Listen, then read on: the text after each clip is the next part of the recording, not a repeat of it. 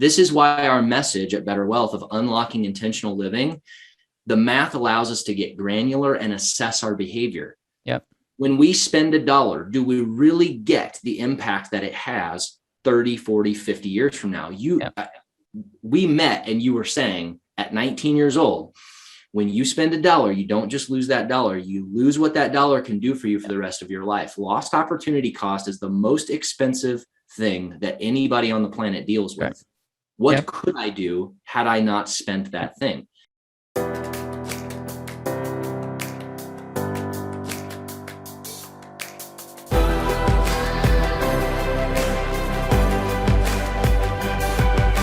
This is Better Wealth with Caleb Guilliams.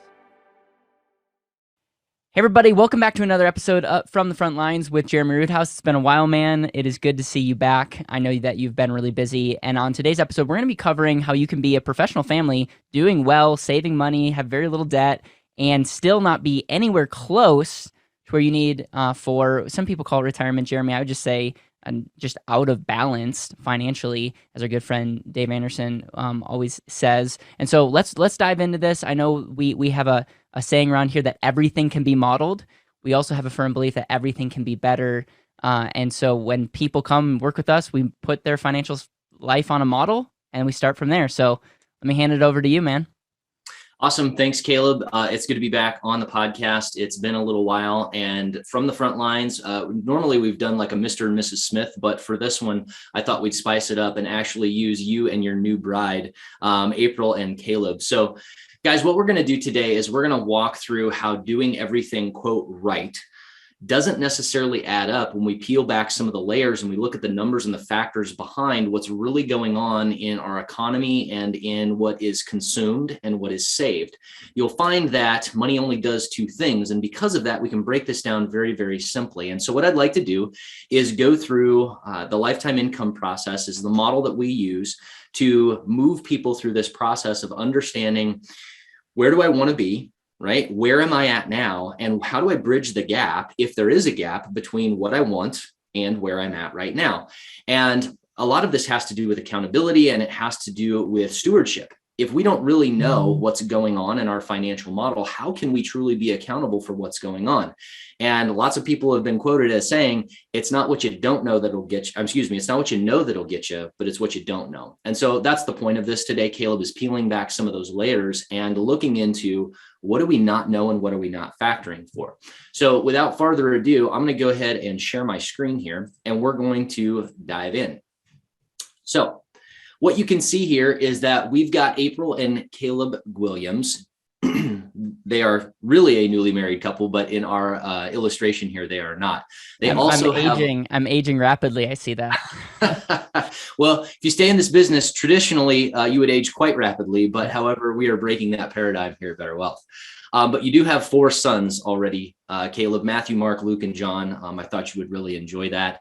And you'll see here that you are the part of a pharmacist today. And guys, this is an illustration.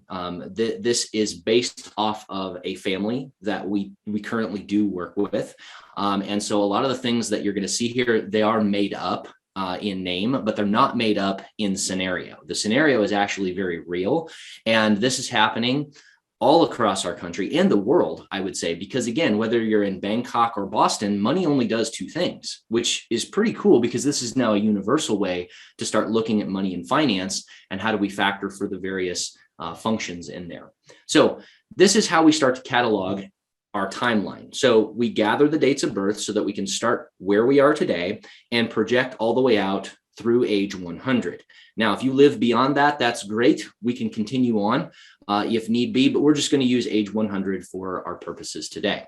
So guys, what you'll see here across the top is a number of tabs. We're going to first start with income. And because money only does 2 things, it has to come from somewhere. Well, what's nice is that we can catalog all the different streams of income, both now and in the future. And what you'll see here is that Caleb has a salary from being a pharmacist. He actually works for the federal government. And again, I'm pulling this from real instances of people that we're dealing with. So while the salary might not be as high as maybe a private company, it's a good salary and he's got a consistent COLA. You see, that's cost of living allowance. that is going to go up over the course of time. And really, his goal is to retire at 59 or in the 60th year of his life. In doing so, he'll be able to collect a pension. And again, this is just a calculation. We don't know what that's going to be, but because he's working from the federal government, he has this option to have a lifetime income. And so he's really excited about that and is going to continue on. Well, this allows us to bring income in today. So in the start column, guys, if you look here, this is any income coming in today. So we've got two incomes. We've got April's half-time salary as a nurse practitioner, and then we've got Caleb's full-time salary as being a pharmacist. And Caleb, go ahead and jump in here if you have any questions or there's something that you'd like me to clarify along the way, because I want to make sure that we're telling the story with math pretty clear. Yeah, so what you're modeling right now and putting the data in is I'm making 110,000.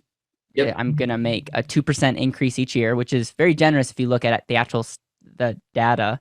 And then we're assuming that I'm going to get a pension of 55,000. That also increases at 2% when I hit 62.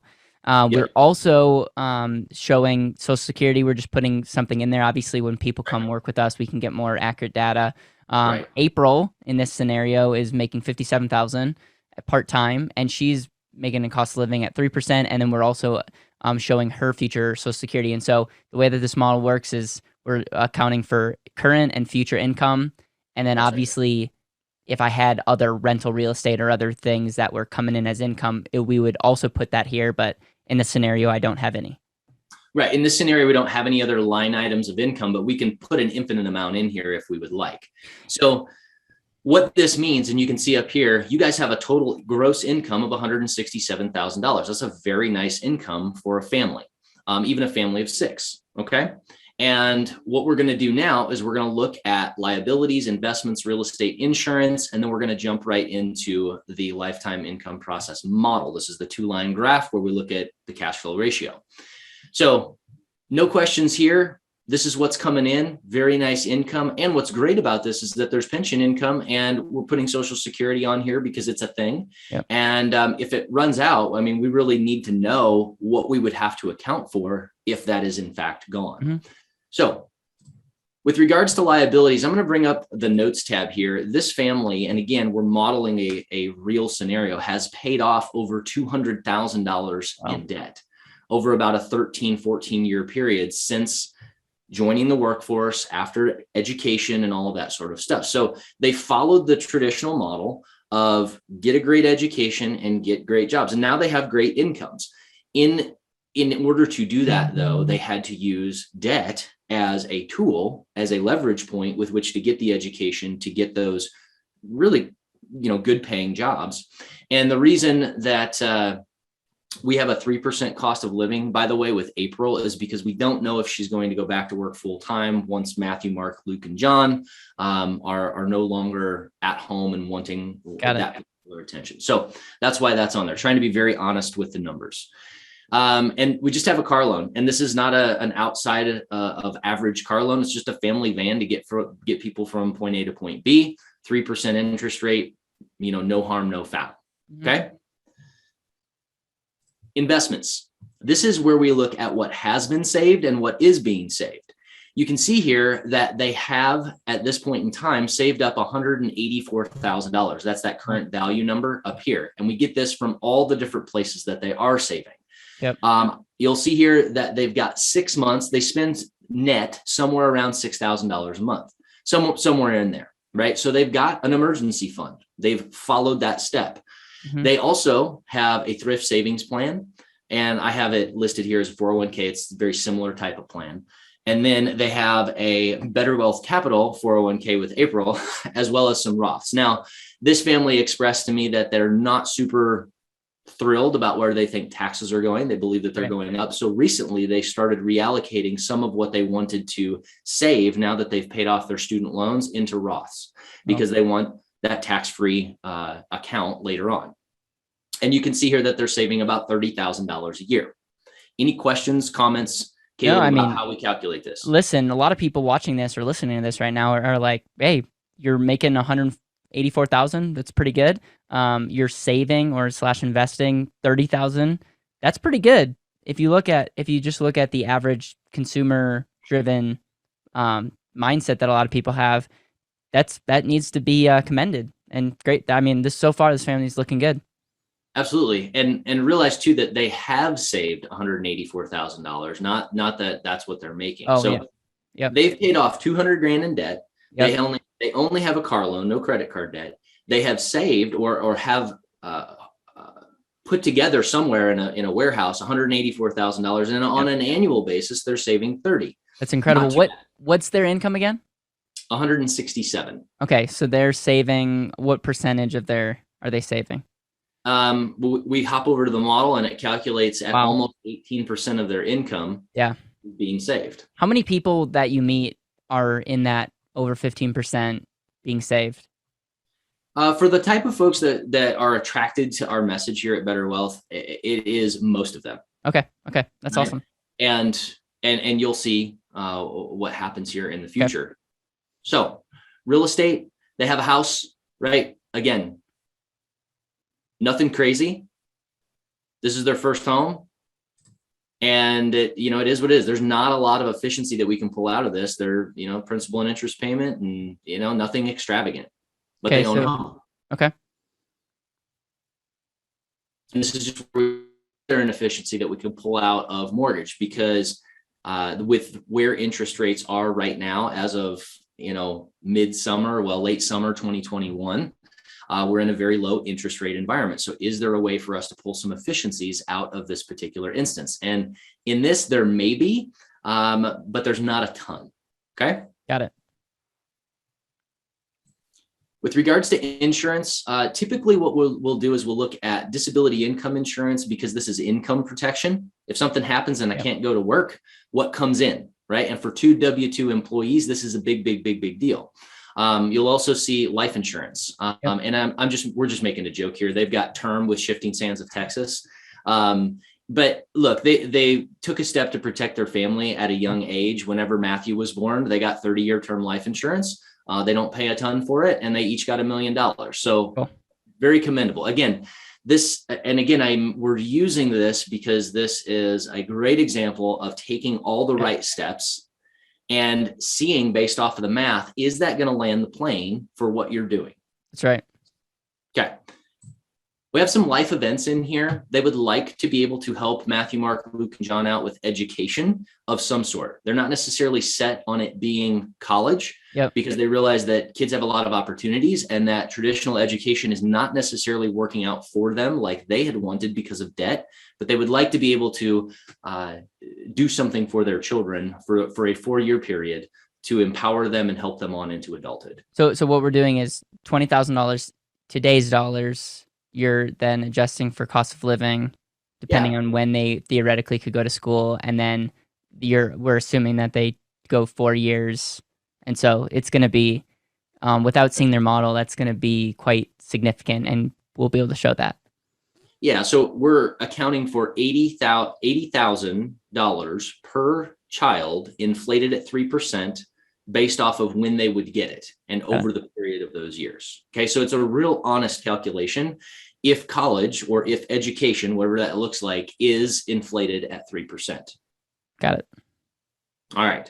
So in order to simplify all of this information and look at, is what we're doing now based off of our spending and our saving going to get us what it is that we want based off of our spending and saving? This is how we calculate it. They would like to be done working their jobs by 60, which I think is reasonable. That's a 23-year planning period. So 23 years from now, this is what they would like to be able to accomplish. Currently, they're in a 22% federal tax bracket. They're making $167,000 gross money, and they're consuming $137,000. The difference here is coming from what they're saving. Because remember, money only does two things. If I make 167 and I save 30, then the logical explanation is that everything else is going to some consumption item. Food, water, clothing, shelter, taxes, trips to the spa, you name it. Okay. Yep. The other thing that we're factoring for and why this green line goes up, Caleb, is that do you believe that in our economy, there is an inflationary factor going on? That's right. Most people are going to say yes. Historically, we look at it at about 3.35%. And again, there's all sorts of debate on this. But if we would say that there should be some inflation, then that means that what I'm consuming today, 137, is going to be very different when I retire at 60 years old. So you can see here, Caleb, and this is astounding to a lot of people, my $137,000 desired income, meaning what I'm consuming today, at 60, at retirement, it will take $270,000 to buy the same amount of stuff that I'm buying with 137 today. Yep. So if we believe that we should factor for that, then this green line is a desired income line, or what you want, very simply put. Well, it's taking your current lifestyle today and saying, let's factor that you don't reduce that. Majority of people do. It's not necessarily like they don't necessarily want to do it, but a lot of people do have to reduce their standard of living because they have to.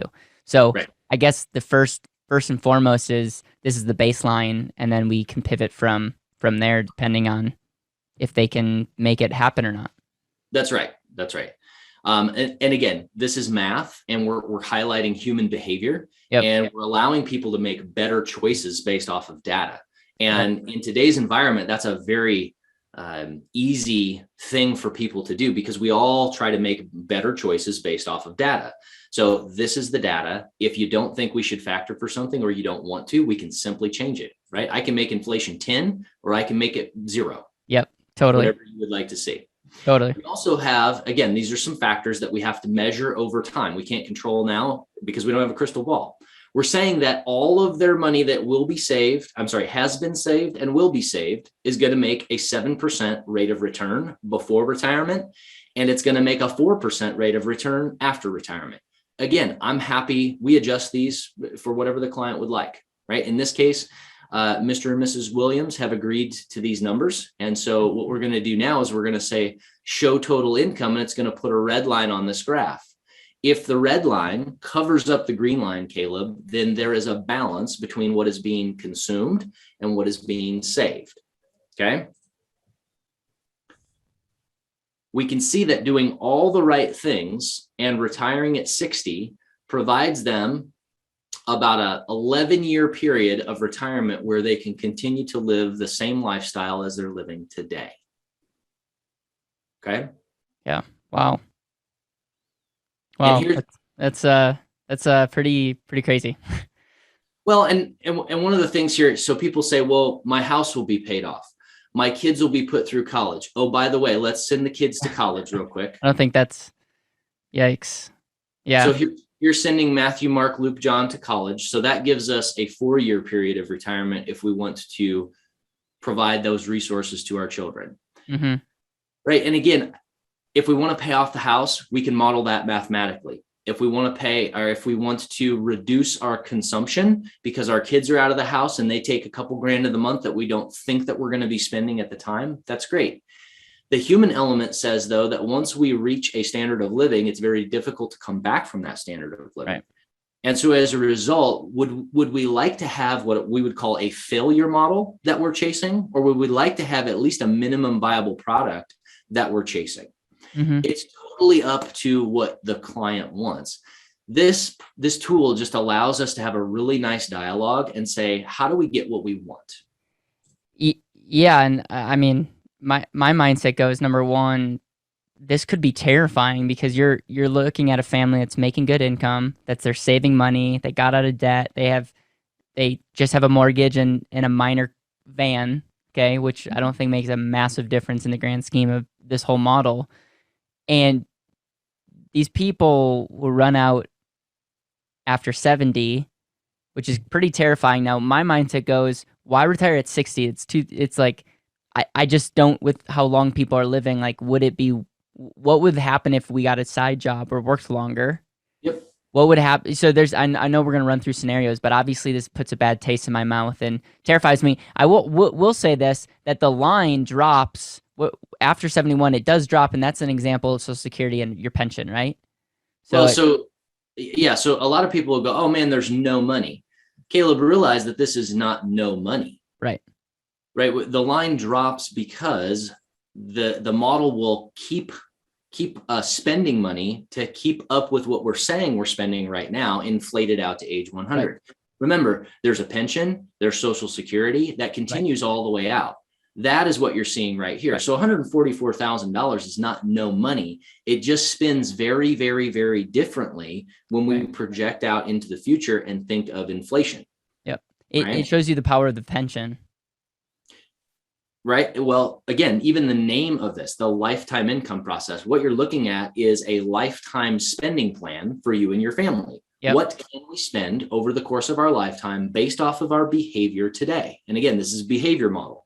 So a couple things that we can start to think about is, well, a lot of people go, well, I guess I'll just save more. Some people are like, I can't save more, but let's suppose for the moment that we could save more. I did the numbers earlier. This family would have to change their lifestyle by $30,000 gross dollars today, make 7% and 4% in order to have a $107,000 standard of living. Here's an interesting thing. I have a lot of people get very excited when they just know, especially younger people. And the power of knowing is half the battle, right? When they go, oh, so what you're saying is if I live off $107,000 today, I'll have a better opportunity to do that for a longer period of time later. Great. I'm just happy to know that. Now I get to go figure out how to make that happen. Right. The cool part is if we're saving $30,000, now we get the choice of what do we do with that? Do we invest in real estate? Do we start a business that we've always wanted to? Do we chase a higher rate of return? What is it that we do? Okay. Right. But it gives us that option. So let's suppose for the moment that we don't want to save any more money. We would rather chase a higher rate of return. Well, I happen to know, because I ran the numbers, that you would need a 13% rate of return year after year after year for the next 23 years in order to make this happen. Yep. Now realize that there's a lot of factors in this, that when we work with clients, we not only talk about money supply, but we also talk about what can I actually spend, because the taxation of our dollars is something that we don't really know about. That's right. In the future. So when we say an accumulation rate of return at 13%, that means I only have a net potential earnings rate of 10.14 based off of my federal tax bracket. If taxes go up, Caleb, which most people think that they will, let's say they're at a 35% tax bracket in the future. Yeah. It changes everything. Well, and 13%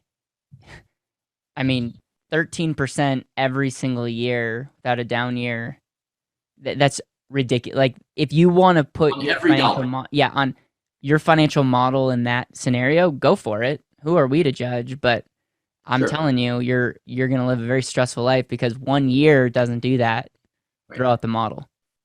Well, and we would have to take like cash reserves out of there, because cash reserves are not going to make 13%. These people have set aside 6 months of cash reserves for a net spend. Yeah. Mind you, that net spend is going to go up each year because of inflation. So I'll go ahead and wrap this up, Caleb. We're not trying to paint a picture of despair, but we're trying to say that knowing is half the battle. And a lot of the factors that you're just simply not told about and that you're not groomed to understand make a massive difference. Yep. And a lot of people, regardless of what they see, find this extremely freeing, because now they can make decisions and have a model to be accountable to over a period of time. Can we look at 60, they reduce their standard of living by 25%. Sure. So let's say they're living off of 70. Well, so then, okay, that brings them out to 80. What happens? So let's go back. See, this is what I love about. So let me characterize what I just did real quick, Caleb. So a traditional mindset is, well, I'm not going to spend as much money in retirement. Right. Human behavior says you're going to have 6 Saturdays when you retire. So you probably are going to spend more. Right. We should probably practice, first of all. But if you want to model that, you want to model a reduction in income or in income. Could we do that? Well, the answer is yes. Well, by dropping your income by 25%, so right here, taking it from 262 actual inflated dollars to 202. So you retire and have to take a $60,000 pay cut is what that means. Yep. Okay. In just overnight, $60,000 pay cut. That allows you to have that standard of living all the way out to about 79. Okay. What if we had an increase in cost of medical as we got older. Yeah. Right? So let's put an inflationary factor that's higher later on in life. Yeah. Changes everything. Yep. This is a dynamic model because when we change one factor, because it's ratios, it changes all the factors. Yeah. One of where my mindset goes, and I know we're using my name as an example, is like, listen, what would happen if Caleb in this scenario picked up a side job or worked? Let's just see what happens if I work another 5 years. And yeah, let's just see if I work another 5 years, delay retirement 5 years. So it's almost like a double whammy, right? So we're working 5 more years and we're delaying retirement 5 years. And by the way, BetterWealth, we don't love the word retirement. I think I've made it very, very clear that the definition of retirement is be taken out of service. You're not meant to just sit back and watch the news all day and worry. So it's like, by all means, we're not modeling any asset-based activity after someone retires. But the cool thing is we can play those scenarios. We also can play like the next thing I would attack. We could spend all day on this. Next thing I would attack is look at your investments.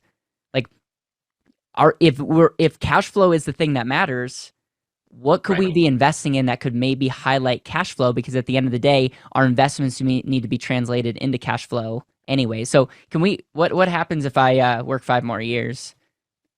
Yeah, we'll have to change a couple of things. Would you like to still reduce your standard of living? I don't want to reduce my standard of living. Okay, so I'm cool with the 7%. 7%. What you're saying is that we would work 5 more years. Yep, and delay retirement. This is also assuming that April's going to work till 59. Let's make her work a little bit longer. Even though in an ideal world, I wouldn't want her to have to work. Of course, and so these are the things that information allows us to start thinking about. Right. You made a really, really powerful statement, Caleb. You said, well, I wouldn't want her to have to do that. And this is where the dialogue starts to change. This is not a needs-based model. This is a wants-based model. Yep. Right. When you talk about needs-based planning, you don't need anything. You need food, water, clothing, and shelter. Your spending behavior says that you are consuming $137,000 a year. Do you need to consume $137,000 a year? This is why our message at BetterWealth of unlocking intentional living, the math allows us to get granular and assess our behavior. Yep. When we spend $1, do we really get the impact that it has 30, 40, 50 years from now? We met and you were saying at 19 years old, when you spend $1, you don't just lose that dollar, you lose what that dollar can do for you for the rest of your life. Lost opportunity cost is the most expensive thing that anybody on the planet deals with. Right. What could I do had I not spent that thing? Yep. And when you start to analyze your behaviors in light of what does this mean? And again, I spend money on experiences with my family. We spend money on lots of different things. But whether it's Netflix or buying a house, this allows us to assess the long-term impact of those things. And where we're taking this, Caleb, is not focusing on a particular product within the financial market, but allowing people to have accountability based off of math so that they can assess their choices over time, put money away and get on with the business of living. And that's so powerful because you can see it play out here. You're already, because your name is on this, to go, well, what if I worked more? Well, I don't want April to do that. What if I showed you a model where you die next year and your income goes away and I put your death benefit in there and April and Matthew, Mark, Luke, and John have to decide how to live after that? Those are the types of things that unlock intentional living. It's really powerful to have conversations around modeling, around just showing you, just being a mirror of what's currently going on. We're using assumptions. Taxes could go lower. Okay, they're not, but they could. They're like, I could get there's things that we can't see in the future, but we can take the data that we have today and project it and see what's going on. It's way better than what most people are doing. Most people, including business, we've not met very few people that know with certainty where they're at. Most people are just taking a dart, throwing it at the wall, and they're basing their future on how they feel. So the the elections are done, I may feel better or worse, but everything's based on a feeling. Nothing's based off of data. Let's see what happens here. We could talk all day long, and there goes our short episode goal. So when we work longer, in this case, we have to change a few items. One, I have your pension, Caleb, coming in at 62. Okay. Because that is when it can come in if you're going to retire a little bit earlier. It doesn't kick in fully until later. So what I'm going to do is I'm going to up that to 65 as well. Okay. So you can see here, so that I'm ending these incomes in year 64 of your life. You're retiring in the 65th year of your life. So if I bump this up a little bit, bring this back down, we get our numbers to match up. So we've got our pension coming in. And I'd be willing to, because you're working a little bit longer, bump this pension up just a slight bit. Let's call it 58,000. Cool. Just because you're putting in more time. Yep. And again, I don't know what this number is. This is why knowing your numbers as a business or a family is so very important. Got it. Okay. So what we have now is you guys working out to age 65. Let's come back to our model. Reset everything. So there you go. Boom. Takes me out to age 80. Now this is where it's fun. I just want to show. Let me save $10,000 a year extra.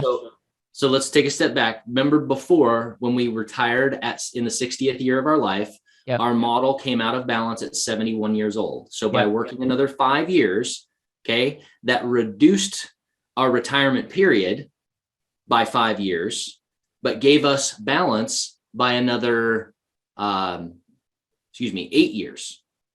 Okay. So I got 3 years net balance in retirement by working another 5. So now there's a cost benefit analysis. Does that make sense? And you would like to save another $10,000 starting this year. Yep. And then here's what I'm going to say is, at age 80, I want to reduce my standard of living by 25%. Okay. So, there you go. And again, I love this kind of stuff because I love playing scenarios, but you could make the argument, this has been made by people out there that have written books and studies, and that, later in life you spend less. You could also make the argument that you're going to spend more because of medical. So the reality is, 60 years out in the future, we have no clue. And it's just really comforting to know that there's different assumptions that can be made. How do we want to land the plane here, Jereme? Because this is fascinating. And I a couple call to actions. Number one, if you're watching this or listening to this and going, okay, I am scared, or I'm curious, or hey, I want to figure out where I'm at. Sure.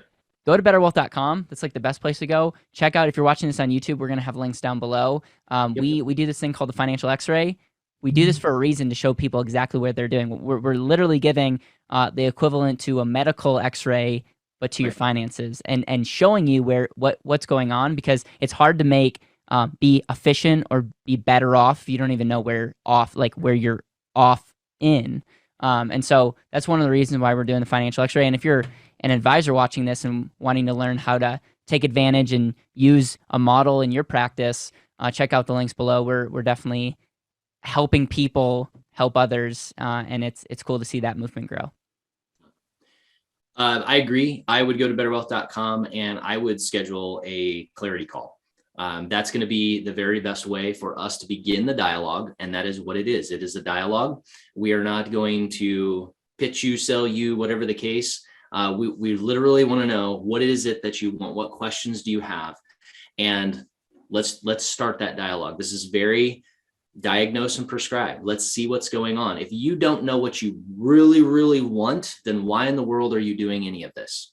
And because we care so deeply about that thing, that's pretty much where we stop until you can express and articulate, I would really like to do these things.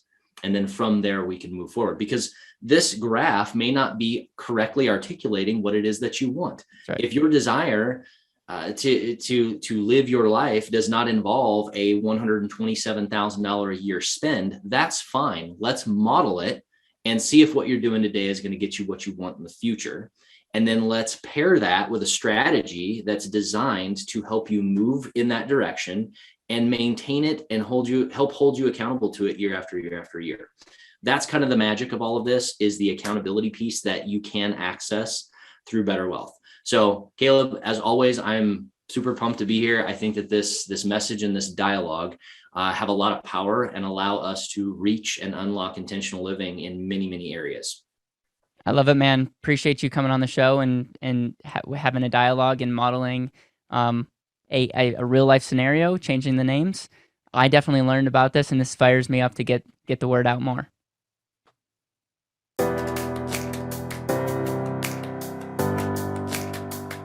Thank you so much for listening to the BetterWealth podcast. It would mean the world to me if you could hit subscribe, leave a review, and share this with the people that you know and love.